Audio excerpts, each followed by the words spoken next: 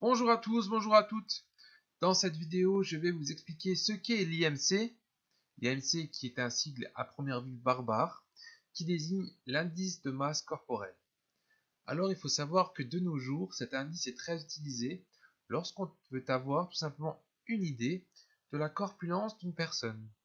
Cela nous permet de voir très rapidement, à partir d'un simple calcul, si la personne est maigre, de corpulence normale, en surpoids ou bien obèse.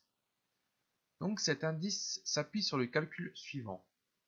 L'IMC est égal à la masse sur la taille au carré, c'est-à-dire la taille fois la taille, ou le poids sur la taille fois la taille. Donc en faisant ce calcul, vous allez obtenir un chiffre. Et si ce chiffre fait moins de 16,5, on est en présence d'une personne souffrant d'anorexie ou de dénutrition.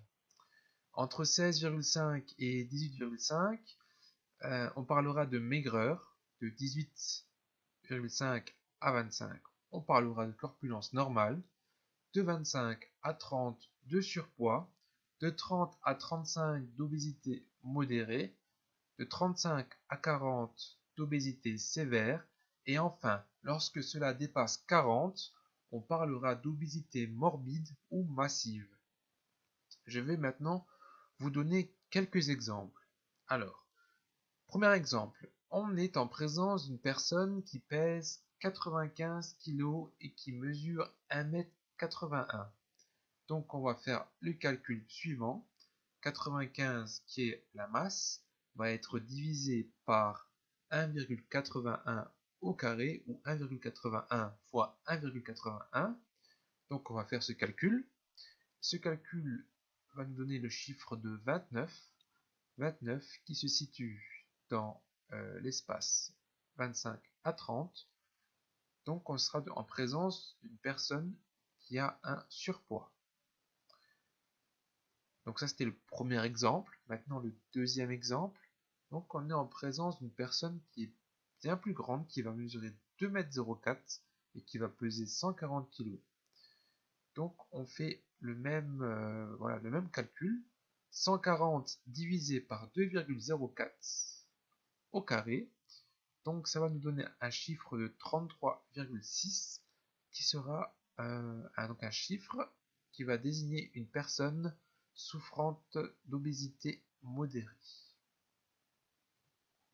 Donc voilà deux exemples, je pense que ça suffit. Je pense que avec deux exemples, vous arriverez à faire vos propres calculs. Voilà. Donc, alors cet indice est aussi connu, surtout aux États-Unis. Pourquoi?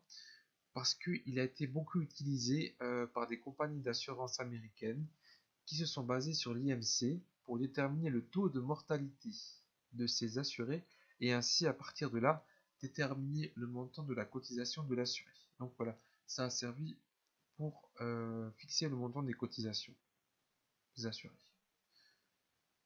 Donc ça a beaucoup servi pour faire de l'argent aussi. Mais bien évidemment, cet indice a des limites, car celui-ci il ne tient pas compte de la proportion de la masse grasse, de la masse osseuse et de la masse musculaire du corps. En effet, certaines personnes vont présenter une masse osseuse bien plus supérieure que d'autres. Il y a aussi des personnes qui vont avoir une masse musculaire plus importante que d'autres.